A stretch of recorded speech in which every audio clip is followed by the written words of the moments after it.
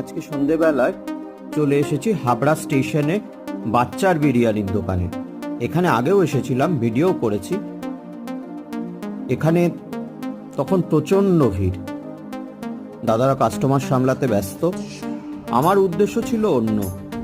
আমি এসেছি বাচ্চার নতুন একটা বিরিয়ানির কাউন্টার হয়েছে, সেখানে যাব, ভিডিও করব। তো দাদাদের একটু হাত খালি হলে জিজ্ঞেস করব যে দোকানটা কোথায় খোলা হয়েছে। সবাই এই সন্ধেবেলাতেও বিরিয়ানি খাচ্ছে, প্রচুর ভিড়, দোকানের ভেতরেও ভিড়, বাইরেও ভিড়।